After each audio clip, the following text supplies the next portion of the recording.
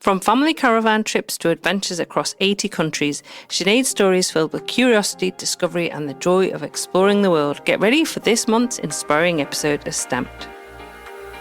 Welcome to the Global Travel Planning Podcast. Your host is founder of the Global Travel Planning website, Tracy Collins. Each week, Tracy is joined by expert guests as she takes you on a journey to destinations around the world, sharing travel inspiration, itinerary ideas, and practical tips to help you plan your next adventure.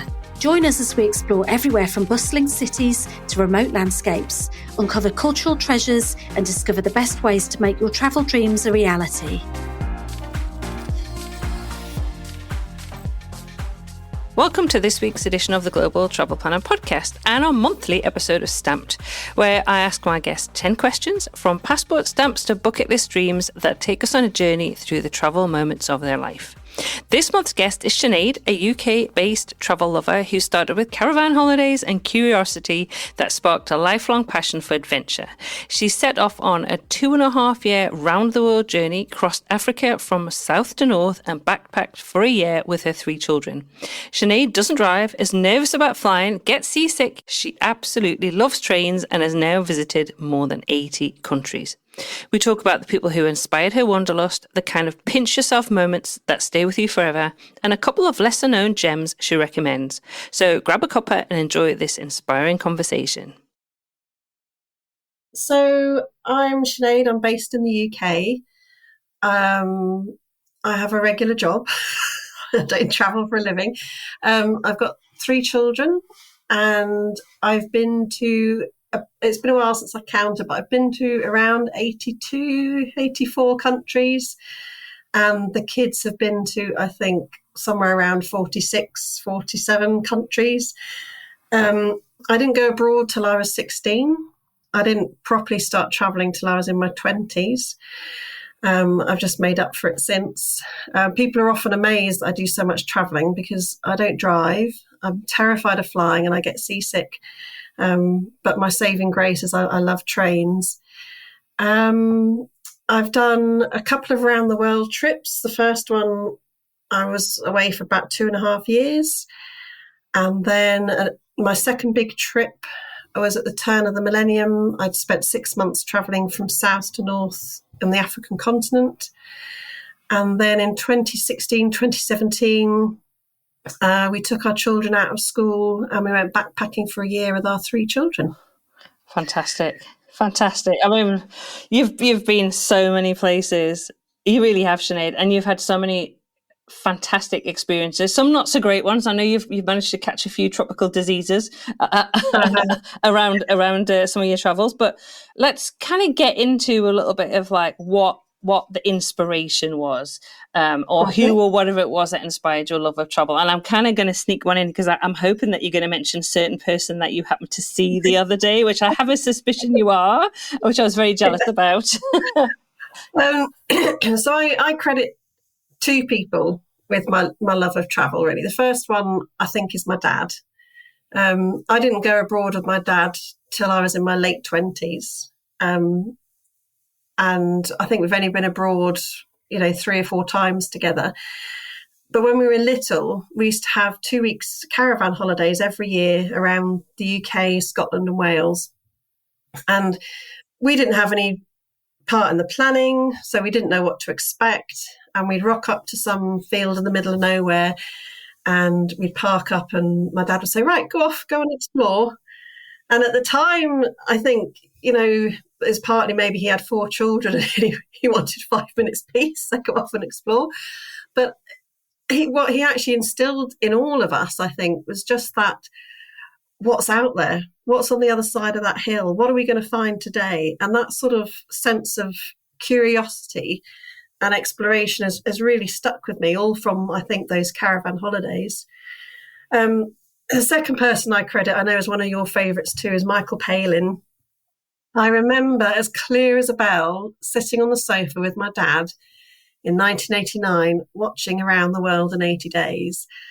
And there hadn't been a programme like it before. Somebody so personable, somebody so warm, telling his travels through the stories of the peoples he met. And I just thought, I want to do that. I want to go there. I want to meet those people. I want to do what he's doing. And it was that year, actually, I've had my first trip abroad with my sister. I was age 17, we went to Slovenia. And I still credit him with just sort of igniting that, I want that wanderlust feeling. And as you say, I was lucky enough, I went to see him last week. He was talking about his trip to Venezuela, which was his 100th country. And he was exactly the same. He told the story of the country through the people he met, his warmth, his respect for the people he met, his enthusiasm. He was telling us a story about going to see a waterfall, and he was walking behind this waterfall. And he's 82, but he spoke like a child.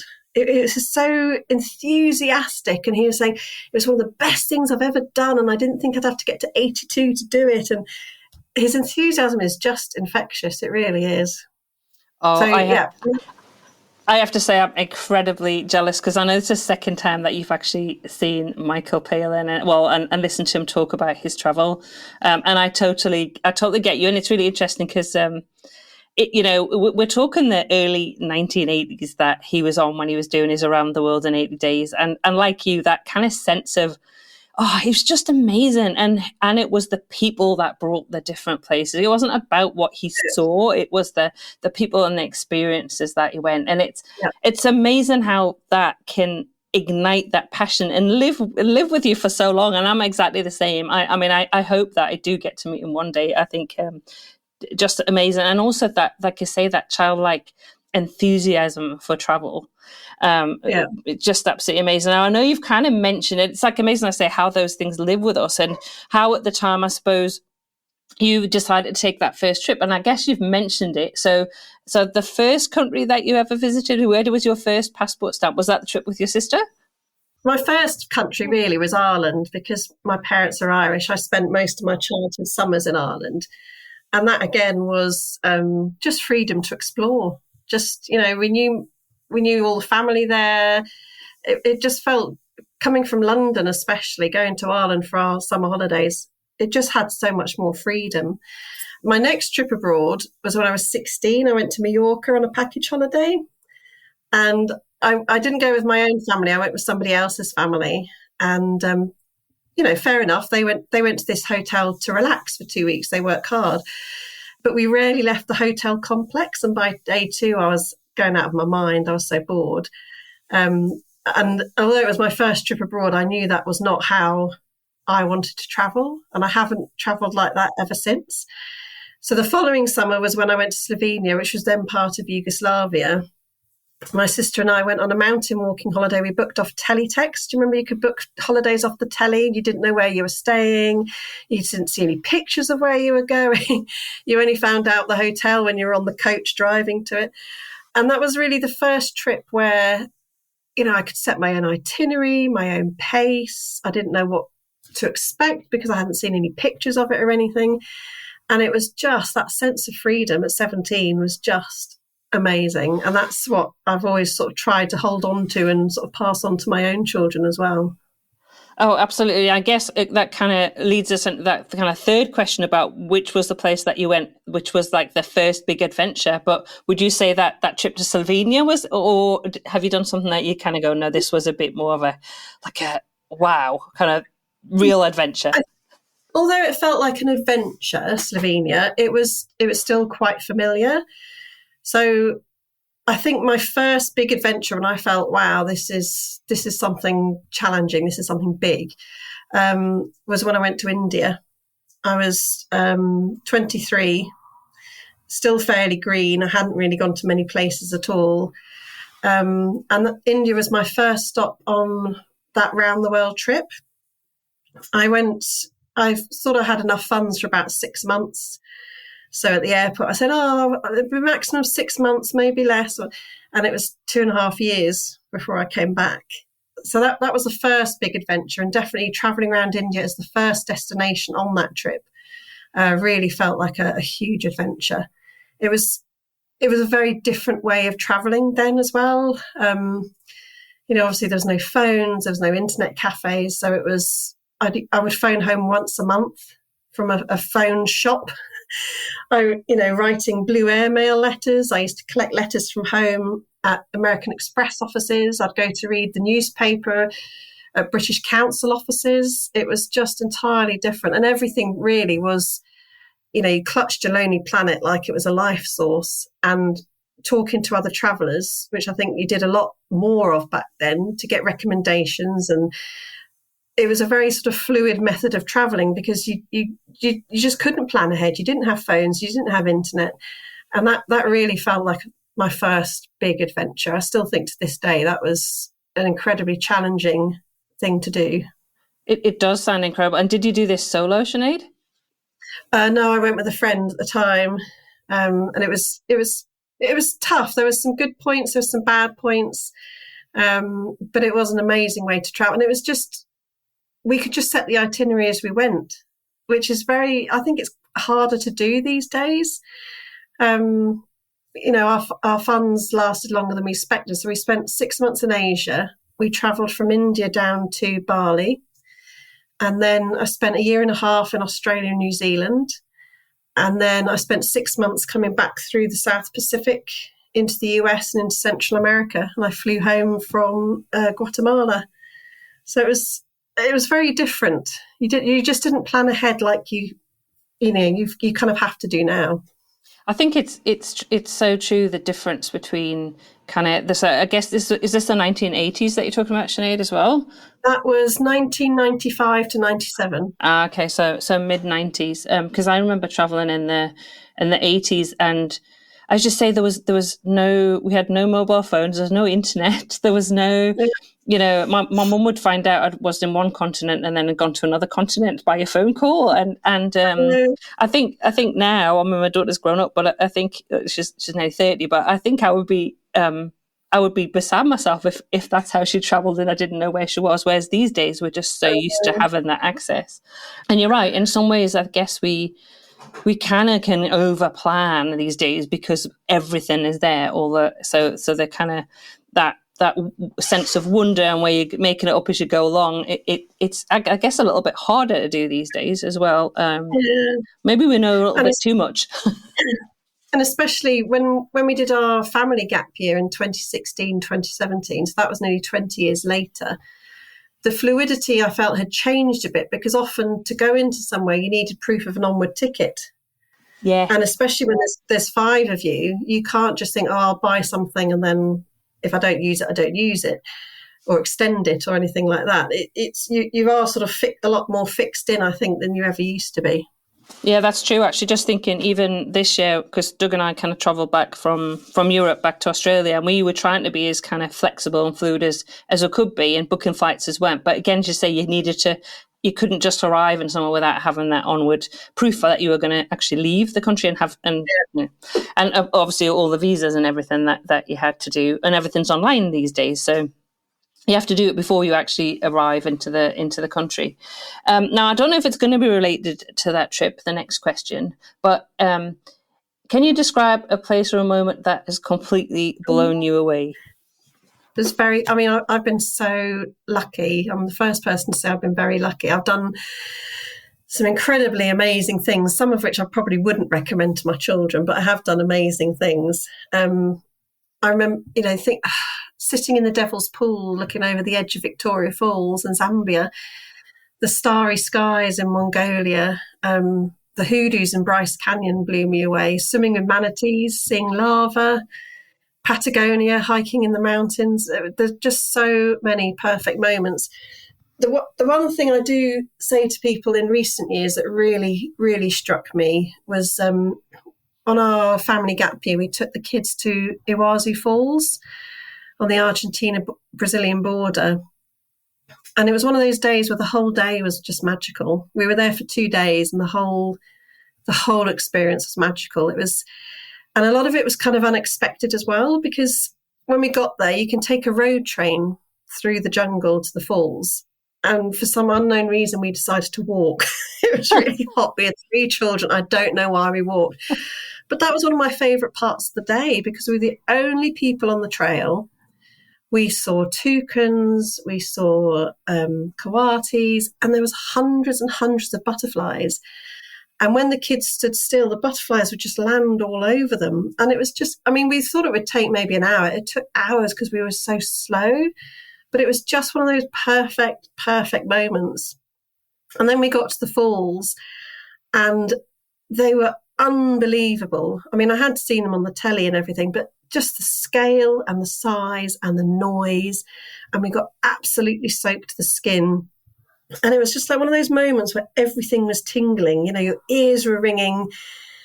You could feel the falls sort of thundering in your chest. And it was just an exhilarating, perfect moment. It was one of those times that I'll never forget. It was just absolutely perfect. And I remember saying to myself, pinch yourself, you know, remember this because it is wonderful.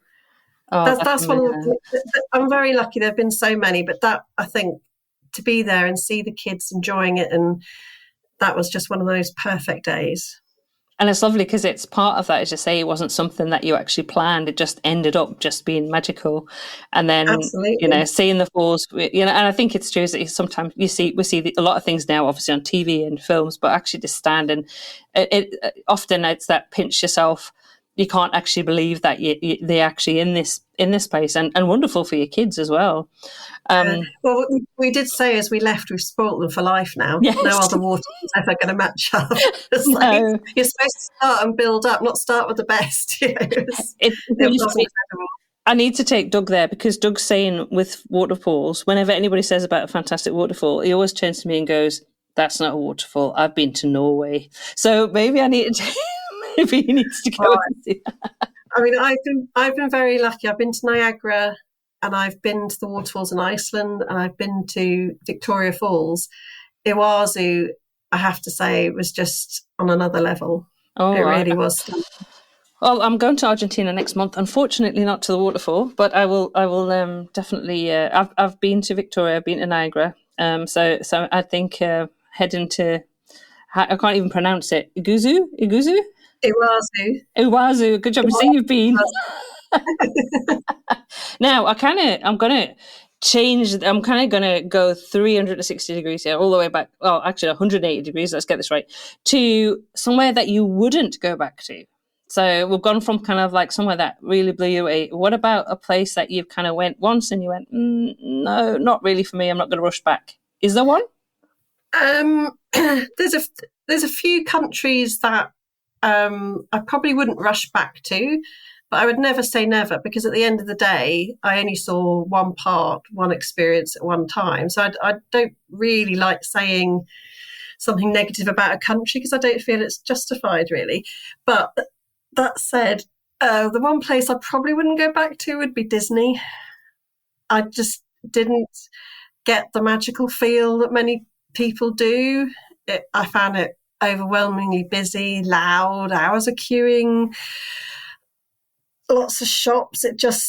I can see why some people love it, but it just wasn't for me, unfortunately. Yeah. Well, we're all different, and the answer to this question is always so much fun to hear what people have got to say in terms of, and I guess we all kind of come with that, you know, same view that you go and you can have a different experience every time, and so it is interesting. And I think, you know, as you say, we'll try one country, but we can't kind of say for our entire country. But Disney, I loved it with when I took Dominique when she was little. I'm not sure I kind of would rush back, I have to say, because exactly what you're saying, those queues and no, not for me. And I also don't like roller coasters, so I kind of. What about the kids? Did the kids enjoy Disney?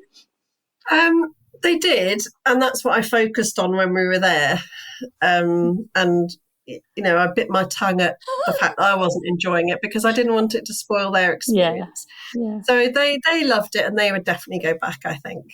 But they can go when they're older without me. Yeah, exactly. Now, what about places that you are happy to go back to again and again? Do you have a place like that, or multiple places like that call you back? Well, I do go to Ireland several times a year to see family, but that is different. I tend not to go back to places frequently as I've still got so many I want to visit.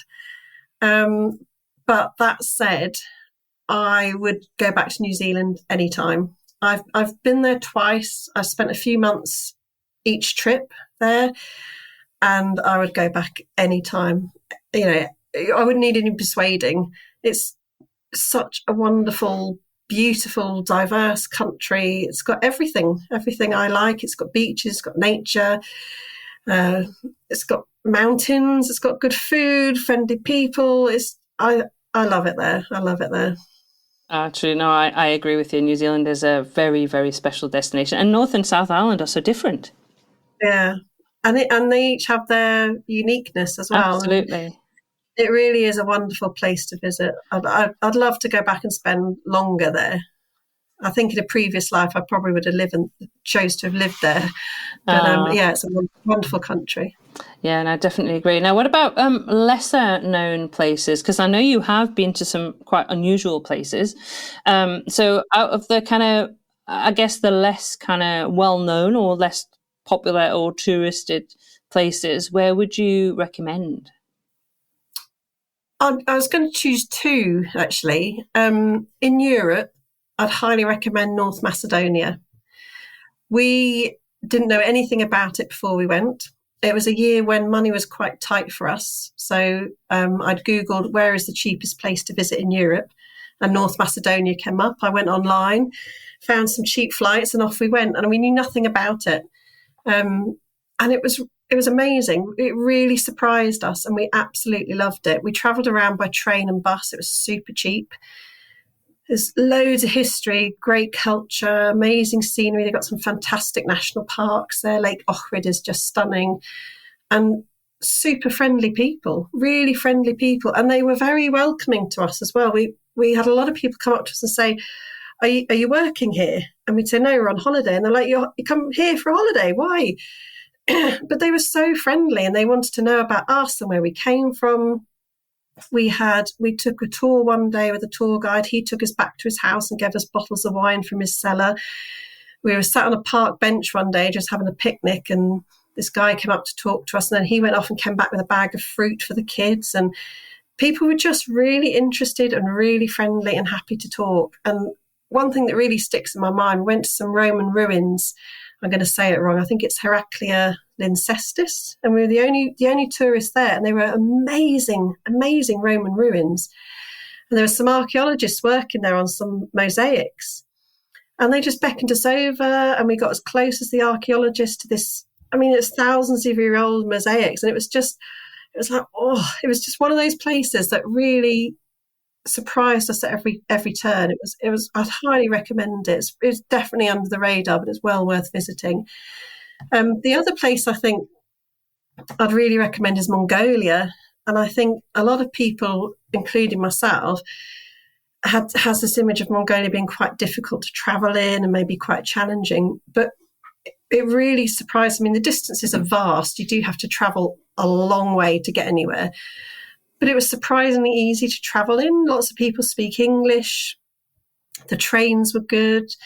I hadn't expected to see skyscrapers in Ulaanbaatar. And in the year that we were travelling, Mongolia had the fastest Wi-Fi connection. It was just a country full of surprises. It really was. It was wonderful. The people were so kind to us. And they loved children. I mean, my son, especially being blonde and blue-eyed, they absolutely doted on him. And we were treated really well wherever we went. People were so friendly and welcoming. Oh, it definitely. I've not been to Mongolia. It's definitely somewhere I'd love to go. And one way that you travel, and you've mentioned it quite a few times, so we've been chatting, is by train. And I know you, like myself and Doug, have a love for train travel. And so how did you find it, kind of the difference between when you were traveling by train, when you went with your friend in the mid-90s to when you were traveling by train with your kids around the world? How did you find any differences? Or, I mean, I think train travel is just such a great way to travel. I don't sit on the roof anymore. I have a seat inside these days, especially with the children, and I don't hang off the side of a train. I like my seats now. I love train travel. You get to see, I love just staring out the window. You get to see people's back gardens and farms, and you see so much more than you would in a car. And especially because you're not driving, you can just sit back and relax. And especially with kids, I mean, we travelled from Hong Kong to the UK by train. It took about 3 months. And our longest stretch, we did Trans-Siberian, our longest stretch was 5 days, 4 nights on a train. And so many people said, oh, that must have been a nightmare with 3 kids. It was absolutely great because I knew where they were at all time. I didn't have to plan where we were sleeping, where we were going to eat. It was, I mean, train travel, I think, for families is a fantastic way to actually relax, especially for the parents. I'd recommend train travel any day. I think it's the best way to travel. Oh, yeah, I absolutely 100% agree with you. And you meet so many people when you travel by train. I can think of taking Dominique on a train. I think we're in North Italy, and everybody's sharing the food and having chats because, people love kids, often have a just a great way to start a conversation. I just remember them all sharing food, and it was just a really cool experience. So you've spent longer than kind of like a week or two in a lot of the places that you visited. You like to kind of really immerse yourself in the place that you go in. So is there a destination or destinations where you felt, because you've been there quite a while, like you really got into the local way of life and felt more like a local than a kind of than a tourist? That's tricky because I think if you're on the move quite a lot, even if you're in one country, you never really feel like a local. I think you have to sort of stay somewhere and live somewhere for a while to really feel like a local. There are lots of places where I feel I've been treated like a local, which is really lovely. The one place that comes to mind in recent years is Samoa. I'm ashamed to say I knew nothing about it before we went. And it was we were flying from New Zealand to Hawaii, and we were offered a free stopover in Samoa. And I thought, well, why don't I just stay for a few weeks? Why just sleep there? Just stay for a few weeks. But I didn't know anything about it. And I'll never forget, we got a taxi from the airport. It was crack of dawn. The roads were empty. And the taxi driver was so excited to pick up, English people and a family with children. And we got in the taxi and he said, there are 3 things you need to know about Samoa. We love God, we love rugby, and we love family. And not necessarily in that order. And I just thought, I'm going to absolutely love it here. And we did. The people were so friendly. We felt welcomed like family wherever we went. And we stayed for a couple of weeks in a hotel that was owned by a family. And it was quite quiet. We were there in the off season. So we had time to sit and chat with the staff and the owners. They made me a cake for my birthday. They took us shopping. They took us to church with them. They took us to a local rugby game. They really made us feel very, very welcomed. And that felt really special. And the Samoans were really, they loved children, and ours were made to feel super special wherever they went. And in fact, it's one of my children's favourite countries because of the way they were treated. I was going to say, your kids must have some amazing memories, but I think that is so special, being able to, experience those things. And, money can't buy that. You can't, you just can't get those unless you go and travel and kind of have those kind of experiences, rather than, you can go and stay, if that's what you want to do, you can go and stay in an all-inclusive resort if that's your thing. But for me, I'm like you, let's go and kind of really experience it. And it's just so enriching, Yeah, it really is. I mean, when we look back over our favourite travel experiences and memories, they're all to do with people. Yeah. And I always say that it's like, we can, there's places that I like to go and see, like, the Angkor Wat was amazing. But again, I think about our tuk-tuk driver who's on my Facebook, who we're still in contact with, who we just had an absolute ball with, and the stories he was telling us and meeting his family, all that sort of stuff makes a difference. And it does, it really does. It really does. Now, I know you've been to 80 odd countries, but is there somewhere that's still on your bucket list that you really, really want to go to? Absolutely, Antarctica. It's my number one. So I'm very, very jealous of you, Tracy, going very soon. I've always been a fan of Antarctic exploration history and stories, and I would just absolutely love to go. I know it won't be easy because the thought of getting on the boat to get there is, I know I'd be very, very ill, and it's not cheap, but yeah, it's still number one. And hopefully I'll get to tick it off one day. Well, I'm hoping, by the time this podcast episode comes out, I'll be in Antarctica. I'll have actually gone across the Drake Passage, so I'm hoping that it's the Drake Lake and not the Drake Shake. And I don't tend to get seasick, but I've heard about seatbelts on beds. So I shall feed back to you and let you know. But but yes, maybe I don't want you to. I don't know. All right. Well, you know what? It might be the Drake Lake, and it'll be absolutely fantastic. But I don't take it for granted, that fact that I'm going to be there, because I know for many people it's kind of top of their wish list, and it, as you say, it's not cheap either. So it really is a once in a lifetime trip for myself as well. But I'm sure you will get there. You've been so many places, Sinead, and you travel for you. It's just in your veins. It's like me. It's just in our blood, isn't it? Now, for those people who are listening, obviously thinking, wow, Sinead's got a vast amount of experience, and she has, and lots of knowledge about travel. What would be the one tip that you always share with people, or wish that you'd known when you started traveling? The thing I probably wish I'd known earlier is just how much I would love it, and I would have started earlier, I think. The one tip I always share is just to go. I always tell people when they say, I'm thinking about, just stop, because I'll just tell you to go. Just do it. It's just don't wait. And, what are you waiting for? More money, better time when work is quiet, or when the kids, we had a lot of people say to us, why go travelling now when the kids are young? Why not wait till they're older? And it's like, well, why wait? Why wait? I think, that time may never come. We just don't know. And if you have good health and you've got a bit of money in your pocket, just go. And I also feel that travel doesn't have to be as expensive as people think it is. I know I'm very lucky because I can save money in order to go. But there are lots of great deals out there. You can do house swapping, you can do couch surfing, you can do house sitting. There's a lot of ways to sort of save money to make travel possible. And at the end of the day, it doesn't have to be going to the other side of the earth. You could just go in your own country or the country next door, or it's just getting out there and doing something different outside your comfort zone. I always say just go. And my other tip I always say, which usually people raise the eyebrows at, is just go hand luggage. Just travel light. It's easier, it's cheaper, it's actually better for the environment as well. And the world is a small place these days. You don't need everything because you can get it pretty much wherever you go. And travelling light can be quite liberating. If you've only got 2 outfits, you don't have to worry about what to wear the next morning.